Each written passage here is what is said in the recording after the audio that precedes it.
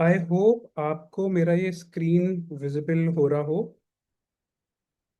Right, सबको दिख रहा है ना स्क्रीन? मैं थोड़ा फॉन्ट इसका बड़ा कर दे रहा हूँ।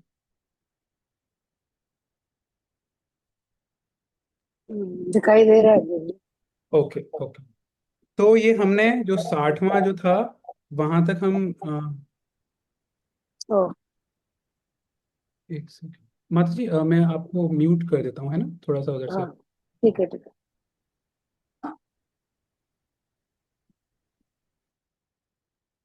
ओके, तो ये 60 वाला श्लोक हमने पहले पढ़ लिया था। एक बार मैं फिर से 60 वाले को दोबारा से कर लेता हूँ। लक्ष्मण, राम भगवान बोल रहे हैं इस चीज को। लक्ष्मण, ये मंजरियों से सुशोभित होने वाले आम के वृक्ष श्रृंगार विलास से मदमत्त हृदय होकर चंदन आदि अंग राग धारण करने वाले मनुष्यों के समान दिखाई देते हैं। तो अभी राम भगवान, जैसा हमने देखा, वो पूरा डिस्क्रिप्शन दे रहे हैं यहाँ का, जो पंपा सरोवर है उसके आसपास का, और थोड़ा थोड़ा उसकी अलग अलग चीजों को जिनको वो ऑब्जर्व कर रहे हैं, और अपने साथ साथ उनके जो इमोशंस हैं उन दोनों को कंपेयर करके ऐसे ऐसे करके बता रहे हो। ठीक है। नाउ 61। नरश्रेष्ठ सुमित्रा कुमार, देखो पंपा की विचित्र वन श्रेणियों में इधर उधर किन्नर विचर रहे हैं। लक्ष्मण, देखो पंपा के जल में सब ओर खिले हुए ये सुगंधित कमल प्रातः काल के सूर्य की भांति प्रकाशित हो रहे हैं। पंपा का जल बड़ा ही स्वच्छ है। इसमें लाल कमल और नील कमल खिले हुए हैं। हंस और कारंडव आदि पक्षी सब ओर फैले हुए हैं तथा सौगंधिक कमल इसकी शोभा बढ़ा रहे हैं। जल में प्रातः काल के सूर्य की भांति प्रकाशित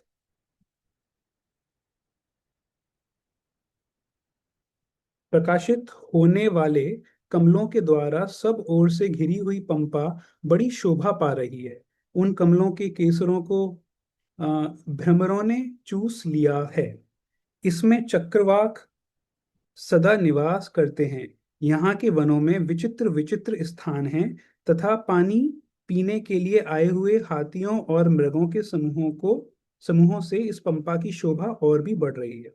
तो हम ये ऑब्जर्व कर रहे हैं कि वो एनिमल्स के बारे में बता रहे हैं कि वहां पे जैसे हाथी हैं या फिर मृग, है ना, वो हैं, हिरन, वो सब आ रहे हैं अलग अलग, जैसे कनेर का वृक्ष। अभी हमने कुछ समय पहले देखा था कि जो कनेर के वृक्ष को उन्होंने किसी और चीज से कंपेयर भी किया था, है ना। तो इन सारी चीजों को वो ऑब्जर्व कर रहे हैं और लक्ष्मण जी को बताते जा रहे हैं। लक्ष्मण, वायु के थपेड़े से जिनमें वेग पैदा होता है, उन लहरों से ताड़ित होने वाले कमल पंपा के निर्मल जल में बड़ी शोभा पाते हैं। प्रफुल्ल कमल दल के समान विशाल नेत्रों वाली विदेह राजकुमारी सीता को कमल सदा ही प्रिय रहे हैं। उसे न देखने के कारण मुझे जीवित रहना अच्छा नहीं लगता है। तो यहाँ पे वो वाली बात आ रही है। तो आप एक चीज ऑब्जर्व करोगे, यहाँ पे हो क्या रहा है इस पूरे अध्याय में। राम भगवान या तो किसी चीज की अच्छाई या ब्यूटी या सुंदरता को डिस्क्राइब कर रहे हैं। तो क्या तरीका क्या है, पैटर्न ये है, वो पहले सुंदरता को डिस्क्राइब करते हैं और फिर बोलते हैं कि ये जो सुंदरता है ये मुझे सीता जी की याद दिला रही है। क्योंकि पहले भी एक टाइम था जब इस तरह की सुंदरता को मैं भी देख रहा था, मैं भी उसको उस सुंदरता के पास में था, और सीता जी भी थी। लेकिन आज के टाइम पे ये सुंदरता है, ये एनवायरनमेंट, पास में सरोवर, पास में पहाड़, वो सब हैं, लेकिन सीता माँ नहीं है। तो सुंदरता को बताना और फिर उसके बाद ये बताना, अपने उस दुख को जाहिर करना कि यहाँ पे सीता जी नहीं है। तो अभी तक उन्होंने पूरा पूरा डिस्क्राइब किया, और इस वाले श्लोक में उन्होंने बताया है कि विदेह राजकुमारी सीता को कमल सदा ही प्रिय हैं और वो यहाँ पे नहीं है। नेक्स्ट। अहो, काम कितना कुटिल है, जो अन्यत्र गई हुई एवं परम दुर्लभ होने पर भी कल्याणमय वचन बोलने वाली उस कल्याण स्वरूपा सीता का बारंबार स्मरण दिला रहा है। तो बेसिकली राम भगवान ये बोल रहे हैं कि मुझे सीता जी की, मतलब मैं समहाउ मैं अपने आप पे कंट्रोल नहीं कर पा रहा, मुझे सीता की बहुत याद आ रही है। यदि खिले हुए वृक्षों वाला यह वसंत मुझ पर पुनः प्रहार न करे, तो प्राप्त हुई काम वेदना को मैं किसी तरह मन में ही रोके रह सकता हूँ। देखो यहाँ पे ना एक बहुत ही एक अच्छा पॉइंट समझने वाला है। ये हम जनरल अपनी लाइफ में भी हम लोगों ने ऑब्जर्व किया होगा। कई बार क्या है, मतलब ये रिपीटेड थीम है कि कोई सी चीज है, हम उसको मिस कर रहे हैं, वो चीज हमारे पास, कोई सी चीज है वो हमारे पास नहीं है। लेकिन पहले जब वो चीज हमारे पास थी और उस दौरान हमने कुछ बहुत ही अच्छा मोमेंट, बहुत ही अच्छा क्षण हमने व्यतीत किया था, तो अगर वैसा ही क्षण दोबारा से आ जाए, आप इसको एग्जाम्पल के तौर पे ऐसे सोचो कि सपोज करो आप अपने भाई बहन के साथ बचपन में कभी गए होंगे किसी अच्छी जगह पे, सपोज करो कहीं बद्रीनाथ में या केदारनाथ के दर्शन करने, पहाड़ों पे कहीं पे, है ना। तो वहां पे आपने बहुत अच्छे से अच्छे क्षण व्यतीत किए होंगे। अब सपोज करो आपका भाई बहन जो भी हैं वो किसी दूसरे देश में रह रहे हैं और शायद 1-2 साल से आप मिल नहीं पाए, तो आप उनको मिस कर रहे हो, आप उनको मिस करते हो। लेकिन सपोज करो अभी आप दोबारा से बद्रीनाथ जाओ। अब आप बद्रीनाथ जा रहे हो, पहले ही से आप अपने भाई बहन को मिस कर रहे हो, लेकिन अभी आप जैसे ही वहां पे गए बद्रीनाथ या केदारनाथ, जहां पे आप अपने उसी भाई बहन के साथ आपने पहले भी टाइम स्पेंड किया है, तो अब जो आपकी जो मिसिंग करने की इंटेंसिटी है वो और ज्यादा हो जाएगी। एग्जैक्टली सेम चीज यहाँ पे हो रही है ना, कि पहले ही से वो सीता जी को मिस कर रहे हैं, ऊपर से वसंत ऋतु, ऊपर से इतना अच्छा ये नेचर एनवायरनमेंट, तो वो और ज्यादा उनकी इंटेंसिटी को बढ़ा रहा है। फिर सीता के साथ, देखो यहाँ पे ज्यादातर श्लोक जो हैं आपको नॉर्मल नॉर्मल अच्छे से समझ में आ रहे होंगे। जहाँ जहाँ पे मुझे लग रहा है थोड़े टफ होंगे उनको मैं थोड़ा एक्सप्लेन कर देता हूँ। सीता के साथ रहने पर जो जो वस्तुएं मुझे रमणीय प्रतीत होती थी, वे ही आज उसके बिना असुंदर जान पड़ती हैं। ऐसे बोलते हैं ना कि कई बार कि अगर हम अपने प्रियजनों के साथ हैं तो सूखी रोटी में भी काम चल जाएगा, ऐसे बोलते हैं ना। एग्जाम्पल देते हैं, मतलब कम पैसे से, कम लग्जरी आइटम से भी काम चल जाएगा।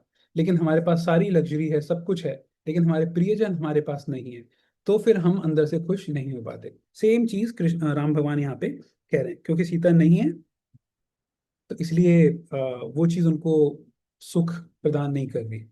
लक्ष्मण, अ, लक्ष्मण, ये कमल कोशों के दल सीता के नेत्र कोशों के समान हैं, इसलिए मेरी आंखें इन्हें ही देखना चाहती हैं। कमल के सरों का स्पर्श करके दूसरे वृक्षों के बीच से निकली हुई यह सौरभ युक्त मनोहर वायु सीता के निश्वास की भांति चल रही है। सुमित्रा नंदन, वह देखो, पंपा के दक्षिण भाग में पर्वत शिखरों पर खिली हुई कनेर की डाल कितनी अधिक शोभा पा रही है। विभिन्न धातुओं से विभूषित हुआ यह पर्वतराज ऋष्यमुख वायु के वेग से लाई हुई विचित्र धूलि की सृष्टि कर रहा है। सुमित्रा कुमार, चारों ओर खिले हुए और सब ओर से रमणीय प्रतीत होने वाले पत्रहीन पलाश वृक्षों से उपलक्षित इस पर्वत के पृष्ठ भाग आग में जलते हुए से जान पड़ रहे हैं। मतलब जो यहाँ पे वृक्ष हैं या फिर जो पहाड़ हैं, उनकी जो ऊपर की सबसे ऊपर वाली जो पीक है, टहनी कह लो, या फिर उनकी जो चोटी है, वो एक तरह से कैसा प्रतीत हो रहा है, पृष्ठभाग आग में जलते हुए से जान पड़ रहे हैं। वैसे कितना आप समुंदर को आप पहाड़ को देख के अंदर से कितना खुशी महसूस करते हो, है ना। लेकिन यहाँ पे राम भगवान क्या कह रहे हैं कि वो एक आग के समान जला रहे हैं हमको। जैसे होली के टाइम पे जो आग होती है, आग के नजदीक जाते हैं तो आपको जलन फील होती है ना, गर्माई फील होती है, आपको अंदर से झुलसाती है वो चीज। तो ये सेम सुंदर वृक्ष, सेम सुंदर पहाड़ की चोटियां राम भगवान को एक तरह से आग में झुलसा रही हैं। तो वही बात उन्होंने यहाँ पे की है। पंपा के तट पर उत्पन्न हुए ये वृक्ष इसी के जल से अभिषिक्त हो बड़े हैं और मधुर मकरंद एवं गंध से संपन्न हुए हैं। इनके नाम इस प्रकार हैं: मालती, मल्लिका, पद्मा और करवीर। ये सब के सब फूलों से सुशोभित हैं। केतकी, केवड़े, सिंधुवार तथा वासंती लताएं भी सुंदर फूलों से भरी हुई हैं। गंध भरी माधवी लता तथा कुंद कुसुमों की झाड़ियां सब और शोभा पा रही हैं। चिरे, बिल्व, चिलबिल, महुआ, बेंत, तो यहाँ पे अलग अलग जो फूल और अलग अलग जो वो है ना लताएं, तो उनका नाम ले रहे हैं, उनका डिस्क्रिप्शन एक तरह से लिस्ट डाउन कर रहे हैं उनको। आ, प्रभु जी, हाँ। मुझे कुछ ऐड करना है यहाँ पे। कौन बोल रहा है? मैं। संध्या, हाँ, बोलिए। ये जो पिछला श्लोक आपने पढ़ा ना, उसमें पलाश के वृक्षों से वो वाला जो पार्ट था ना, वहां पे मुझे कुछ ऐड करना है। हाँ, बोलिए। पलाश। तो पलाश के जो वृक्ष होते हैं ना, उनमें जब फ्लावर्स आते हैं, it's bright red in colour, उसको फायर ऑफ द जंगल भी बोला जाता है। और उसमें जब फूल आते हैं तो उसके सारे पत्ते झड़ जाते हैं, और वो ऐसा दूर से प्रतीत होता है जैसे आग लग गई है जंगल में। तो यहाँ पे वो मेंशन किया ना आपने कि उसके पत्ते झड़ जाते हैं पेड़ों के ऊपर के कैनोपी, और हाँ, फिर ऐसा लगता है तो वो हाँ, ये आपने अच्छा पॉइंट बताया। इनफैक्ट जैसे आपने पलाश का बताया ना, कुछ समय पहले एक श्लोक जो आया था वो आया था कन्नेर का। कन्नेर का जो होता है वो येलो कलर का होता है, तो उसको अच्छा। कंपेयर किया गया था गोल्ड से, है ना। हम्म। और यहाँ पे जैसे पलाश वाला है, ये आपने जैसे बताया, वो रेड कलर का होता है, तो उसको कंपेयर किया है फायर से। तो जिस राम भगवान जो फायर टाइप का जो फील कर रहे। Thank you ji, for adding this. You are welcome. Hare Krishna. Hare Krishna. Okay. तो नेक्स्ट अब हम, ये श्लोक नंबर 79 है। पर्वत के पृष्ठ भागों पर पद्यक और खिले हुए नील अशोक भी शोभा पाते हैं। वहीं सिंह के अयाल की भांति पिंगल वर्ण वाले लोध्र भी सुशोभित हो रहे हैं। अंकोल, कुरंट, देखो यहाँ पे कई सारे अलग अलग नाम हैं, हम लोग भी कई सारे फर्स्ट टाइम पढ़ रहे होंगे, बट ठीक है। चूर्णक, पारिभद्रक, नीम या मदार, आम, पाटली, कोविदार, मुचुकुंद, नारंग और अर्जुन नामक वृक्ष भी पर्वत शिखरों पर फूलों से लदे दिखाई देते हैं। केतक, उद्यालक, शिरीष, शीशम, धव, सेमल, पलाश, फिर से पलाश आ गया, लाल कुर्बक, तिनिश, नक्तमाल, चंदन, स्यंदन और हिंताल, तिलक तथा नाग केसर के पेड़ भी फूलों से भरे दिखाई देते हैं। हे सुमित्रा नंदन, जिनके अग्र भाग फूलों से भरे हुए हैं, उन लता वलरियों से लिपटे हुए पंपा के इन मनोहर और बहुसंख्यक वृक्षों को तो देखो।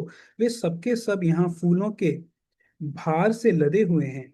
हवा के झोंके खाकर जिनकी डालें हिल रही हैं, वे ये वृक्ष झुककर इतने निकट आ जाते हैं कि हाथ से इनकी डालियों का स्पर्श किया जा सके। सलोनी लताएं मदमत सुंदरियों की भांति इनका अनुसरण करती हैं। तो हमने देखा था ना, लगभग चैत्र मास के आसपास का टाइम है, वसंत ऋतु है, इसमें सारे फूल वूल आ गए। तो इतने ज्यादा वहां पे फूल वो सब आ रखे हैं कि डालियां सब झुक सी गई हैं बाहर से। एक वृक्ष से दूसरे वृक्ष पर, एक पर्वत से दूसरे पर्वत पर तथा एक वन से दूसरे वन में जाती हुई वायु अनेक रसों के आस्वादन से आनंदित सी होकर वह रही है। कुछ वृक्ष प्रचुर पुष्पों से भरे हुए हैं और मधु एवं सुगंध से संपन्न हैं। कुछ मुकुलों से आवेष्टित हो श्याम वर्ण से प्रतीत हो रहे हैं। वह भ्रमर राग से रंगा हुआ है, और यह मधुर है, यह स्वादिष्ट है तथा यह अधिक खिला हुआ है, इत्यादि बातें सोचता हुआ फूलों में ही लीन हो रहा है। देखो इस श्लोक को देखो, मतलब राम भगवान इज, वो परेशान भी हैं लेकिन एट द सेम टाइम वो इतना डीप भी सोच रहे हैं। वो क्या बोल रहे हैं यहाँ पे, कि ये जो भौरा है वो अलग अलग फूल पे जा रहा है, पहले एक फूल पे जा रहा है, फिर दूसरे फूल पे जा रहा है, और भौरा क्या सोच रहा होगा, इस बात को राम भगवान सोच रहे हैं। तो भौरा ये सोच रहा है कि वह, यह मधुर है, यह स्वादिष्ट है तथा यह अधिक खिला हुआ है। तो एक भौरा, जिसको बम्बल बी भी बोलते हैं, भ्रमर, वो एक फूल पे जाता है और वो सोच रहा है कि हाँ शायद ये मधुर होगा। फिर वो दूसरे पे जाता है, नहीं शायद ये वाला ज्यादा मधुर होगा। तो इस तरह से एक भ्रमर जो सोच रहा है, राम भगवान उस चीज को सोच रहे हैं और उसको वो बता रहे हैं लक्ष्मण जी को। तो यहाँ से हमको एक ये वाली चीज भी समझ में आती है कि भले ही कितना भी टफ टाइम हो, लेकिन appreciate the good things.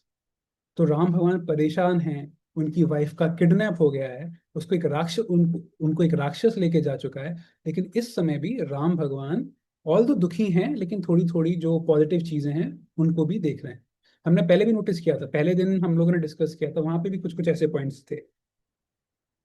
Next, पुष्पों में छिपकर फिर ऊपर को उड़ जाता है और सहसा अन्यत्र चल देता है। इस प्रकार मधु का लोभी भ्रमर पंपा तीरवर्ती वृक्षों पर विचर रहा है। स्वयं झड़कर गिरे हुए पुष्प समूहों से आच्छादित हुई यह भूमि ऐसी सुखदायिनी हो रही है, मानो इस पर शयन करने के लिए मुलायम बिछौने बिछा दिए गए हों। हे सुमित्रानंदन, पर्वत के शिखरों पर जो नाना प्रकार की विशाल शिलाएं हैं, उन पर झड़े हुए भांति भांति के फूलों ने उन्हें लाल पीले रंग की शैयाओं के समान बना दिया है। तो यहाँ पे क्या है, पर्वत के शिखरों पर जो नाना प्रकार की विशाल शिलाएं हैं, उन पर झड़े हुए भांति भांति के फूल। तो पहाड़ों पे जो कई सारे जो फूल झड़ गए अलग अलग कलर के, तो एक तरह से कारपेट जैसा फील हो रहा है। Red carpet, blue carpet, green carpet, तो एक तरह से शैया, शैया का मतलब होता है पलंग। अलग अलग कलर के पलंग जैसा प्रतीत हो रहा है वो फूल जो वहां पे पहाड़ों पे गिर गए। सुमित्रा कुमार, वसंत ऋतु ऋतु में वृक्षों के फूलों का यह वैभव तो देखो। इस चैत्र मास में ये वृक्ष मानो परस्पर होड़ लगाकर फूले हुए हैं। लक्ष्मण, वृक्ष अपनी ऊपरी डालियों पर फूलों का मुकुट धारण करके बड़ी शोभा पा रहे हैं, तथा वे भ्रमरों के गुंजारव से इस तरह कोलाहल पूर्ण हो रहे हैं, मानो एक दूसरे का आह्वान कर रहे हों। आह्वान। यह कारंडव पक्षी पंपा के स्वच्छ जल में प्रवेश करके अपनी प्रियतमा के साथ रमण करता हुआ काम का उद्दीपन सा कर रहा है। मंदाकिनी के समान प्रतीत होने वाली इस पंपा का जब ऐसा मनोरम रूप है, तब संसार में उसके जो मनोरम गुण विख्यात हैं, वे उचित ही हैं।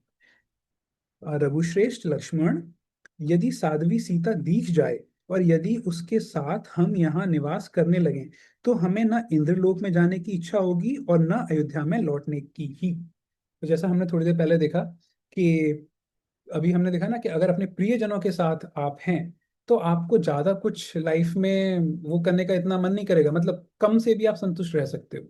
तो यहाँ पे वही कह रहे हैं कि अगर सीता जी साथ में हैं, तो इधर उधर कुछ उनको कहीं राजपाट लेने की जरूरत भी नहीं है, एक जंगल में भी खुशी खुशी रह सकते हैं। राम भगवान इस बात को कह रहे हैं लक्ष्मण जी से। तो पता है, यहाँ से ना हमको एक लेसन ये मिलता है कि हमको हमेशा प्रयास करना चाहिए कि कम से कम हमारी लाइफ में कुछ तो ऐसे प्रियजन हों, मतलब जो हमारी लाइफ में मतलब केवल हमारा भला चाहते हों, उनका कोई और दूसरा मोटिव ना हो हमारे साथ रहने का।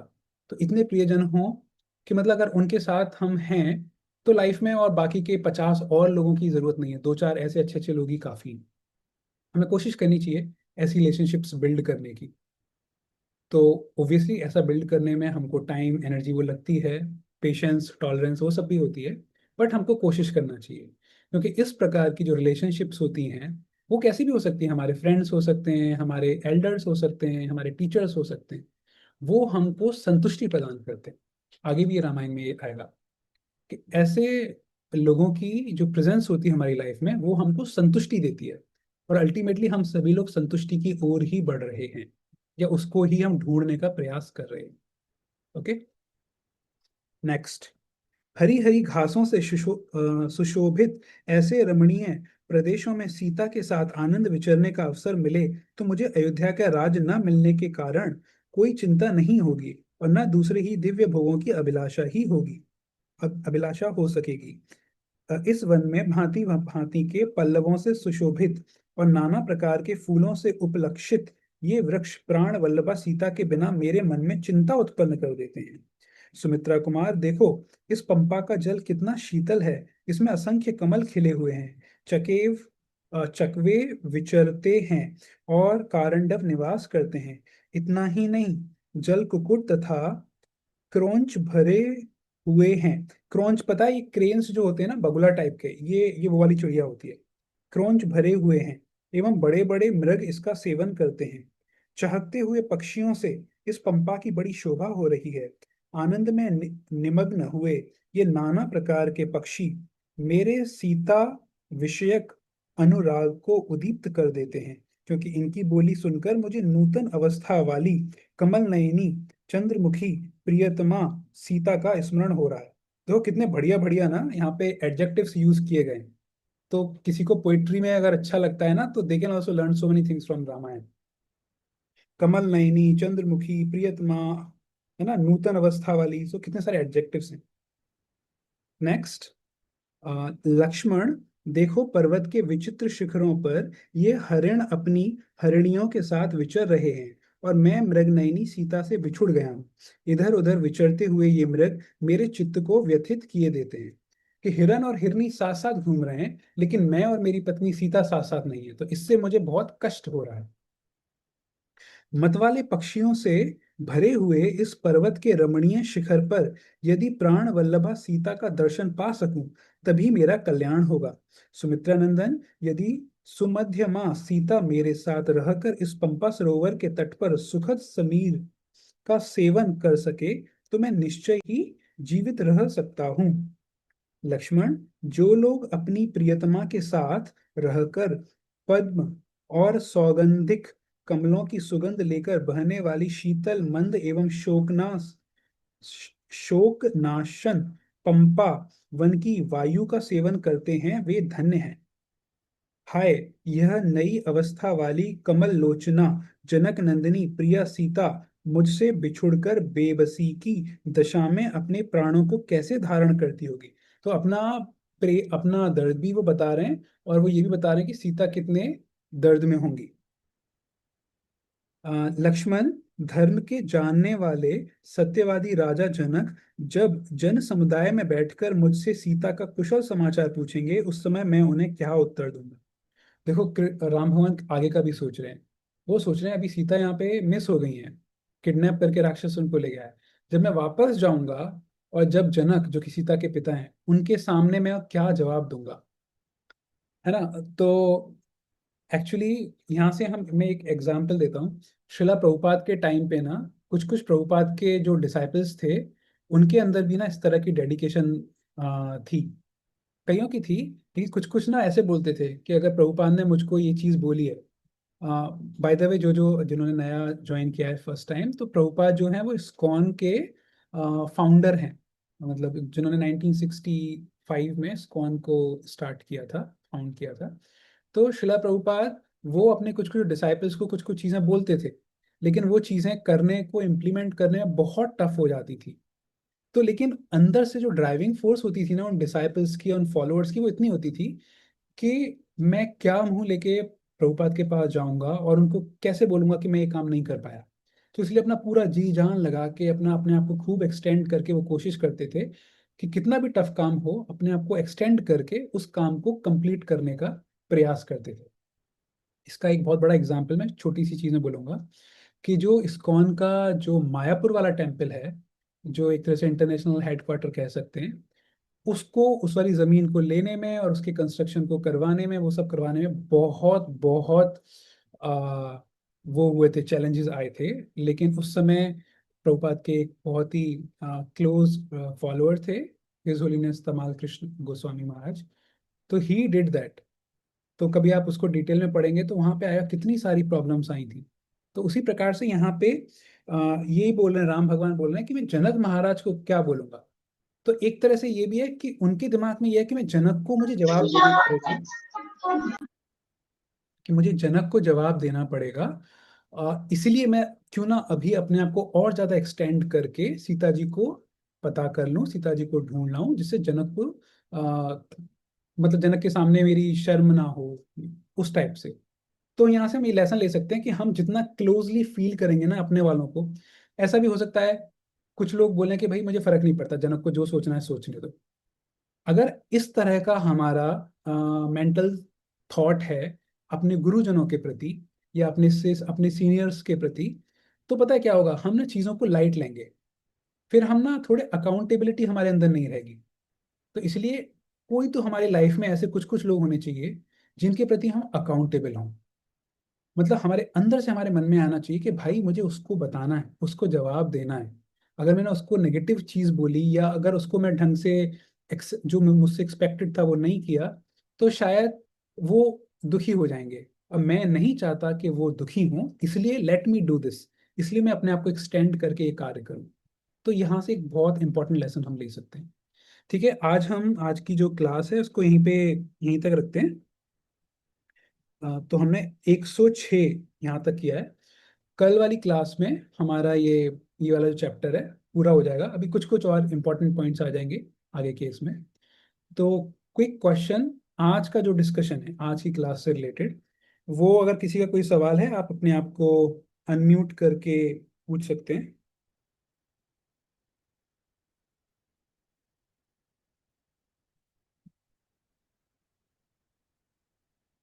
किसी का कोई सवाल है? हरे कृष्ण। हाँ हरे जी। कृष्ण।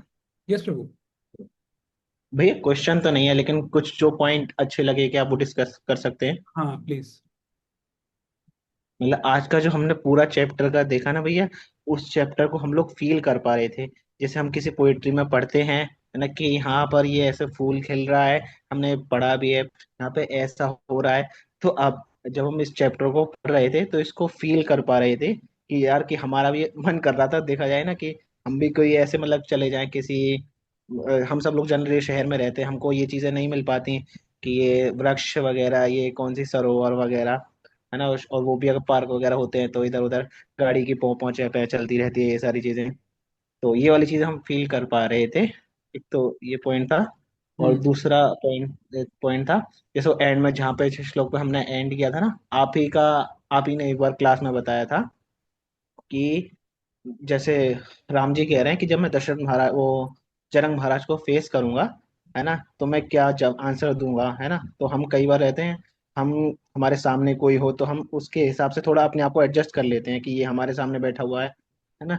एक बार आप ही ने बताया था, कई बार ना हम लोगों के अंदर बहुत सारे अवगुण होते हैं। किसी के अंदर कोई एंगर होता है कि वो बहुत जल्दी गुस्सा कर देता है, या फिर किसी को कुछ भी बोल देता है, या फिर कभी कुछ कुछ ऐसी एक्टिविटी कर देता है। तो आपने एक बहुत अच्छी चीज बताई थी कि जब हम वो चीज करने जा रहे हो ना, तो सोचो उस समय कि आपके बराबर में, या फिर कहने जा रहे हो ना कि आपके बराबर में प्रभुपाद बैठे हुए हैं, अब आप कहो, या फिर अब जो आप माइंड में सोच रहे हो वो कहने वाले हो, तो अब आप कहो। तब उस चीज से हमको बहुत सुधार मिलता है। तो ये दो पॉइंट थे। हम्म। थैंक यू फॉर शेयरिंग दोनों पॉइंट्स। एक्चुअली बहुत ही सेकंड वाला पॉइंट बहुत इंपॉर्टेंट है। कई बार ना एटलीस्ट स्पिरिचुअल सर्किल में हम लोग इस चीज को देख सकते हैं। आप इसको ऐसे सोचो, अगर आप भगवत गीता को स्वयं कृष्ण भगवान समझ रहे हो, जो कि है, भगवत गीता स्वयं कृष्ण भगवान है, श्रीमद् भागवतम स्वयं कृष्ण भगवान है। इनफैक्ट जब हम मंदिर जाते हैं, भगवान के जो विग्रह हैं, जो चाहे स्टोन के हों या फिर मेटल के हों, किसी के भी हों, लेकिन वो एक्चुअल जब हम उनको भगवान की तरह देखते हैं कि भाई ये एक व्यक्ति है, जैसे सामने आप हो मैं हूँ, हमारे इमोशंस हैं, हम फील कर पा रहे हैं, हम बोल पा रहे हैं। तो ये एक वैसी व्यक्ति है, वो अभी बोल रहा नहीं है क्योंकि हम अभी उतने कैपेबल नहीं है, तो इसलिए वो जो बोलना चाह रहे हैं वो हम अभी नहीं सुन पा रहे। तो अभी मैं उनके लिए अकाउंटेबल हूँ। तो जब हम ऐसे सोचते हैं तो हमारी लाइफ बहुत इंप्रूव हो सकती है। हम बहुत अकाउंटेबिलिटी, मतलब गलत काम करने से शायद थोड़ा सा बचें, है ना, या फिर गलत काम करके थोड़ा सा उसको दोबारा रिपीट ना करें। तो इस तरह से अकाउंटेबिलिटी हेल्प्स। कोई भी कार्य करने से पहले अगर हम सोचें कि अगर इस समय वेद व्यास जी होते या राम भगवान होते, वो उनको क्या अच्छा लगता कि मैं ऐसा जो कर रहा हूँ। तो एक तो ये वाला पॉइंट। और जो दूसरा आपने बताया कि ये पोइट्री के हिसाब से भी इतना इम्पोर्टेंट और अच्छा चैप्टर है। मतलब जब मैं पढ़ रहा हूँ इसको, अगर आप चाहो तो सब लोग सपोज अपनी आंखें क्लोज कर लो, बस उसके डिस्क्रिप्शन को सुनो, आप खुद ऐसा फील कर सकते हो जैसा अभी शिवम प्रभु बोल रहे थे। तो आजकल शहरों में इस तरह से पॉसिबल नहीं है कि ऐसी जगह पे जाना, लेकिन कभी कभी आपके आसपास नज़दीक में कोई पार्क वार्क हो, आप जब वहाँ पे जाओ या आसपास में कोई सरोवर हो वहाँ पे जाओ, तो उसको देख के आप दिमाग में पंपा सरोवर का जो हम डिस्क्रिप्शन पढ़ रहे हैं इसको रिकलेक्ट कर सकते हो, इसके बारे में सोच सकते हो, और दोबारा से आके आप ये वाले पर्टिकुलर जो सेक्शन है इसको पढ़ सकते हो। है ना, अल्टीमेटली अपने को क्या करना है, यहाँ की दुनिया की चीज़ों को देख के स्पिरिचुअल चीज़ों को याद करने का प्रयास करना चाहिए। Thank you Shivanand Prabhu for sharing these points. ठीक है, हम 5 मिनट लेट हो गए। कोई नहीं, आज की क्लास हम यहीं पे समाप्त करते हैं। कल फिर हम श्लोक नंबर 107 से स्टार्ट करेंगे, अपना कंटिन्यू करेंगे। और एक छोटी सी चीज़ है कि मैंने ग्रुप क्रिएट कर दिया है व्हाट्सएप पे, तो जो जो भी सीरियसली इसको अटेंड करना चाह रहा है इन क्लासेस को, तो आप प्लीज़ उस वाले ग्रुप को ज्वाइन कर लीजिएगा व्हाट्सएप पे। और उसी ग्रुप में हम लोग ये इसका जूम लिंक ये सब डालेंगे। और हम लोग ना क्विज भी लिया करेंगे, हर चैप्टर के बाद एक क्विज डाला करेंगे, चाहे 4 क्वेश्चन 5 क्वेश्चन जो भी हैं। उससे क्या आपका रिवीजन हो जाया करेगा। और इसके अलावा और भी 2-3 चीज़ें प्लान की हैं। एक चीज़ ये प्लान की है कि ये जो चैप्टर है, इसका जो संस्कृत में है, एक्चुअल संस्कृत, इसका चैंट है मेरे पास, तो मैं वो भी उस वाले ग्रुप में शेयर कर दूंगा। ठीक है, तो प्लीज़ आप लोग उस ग्रुप को ज्वाइन कर लीजिएगा व्हाट्सएप में। ओके, हरे कृष्णा। श्रील प्रभुपाद की जय। ग्रंथराज श्रीमद् भागवतम की जय। वाल्मीकि रामायण की जय।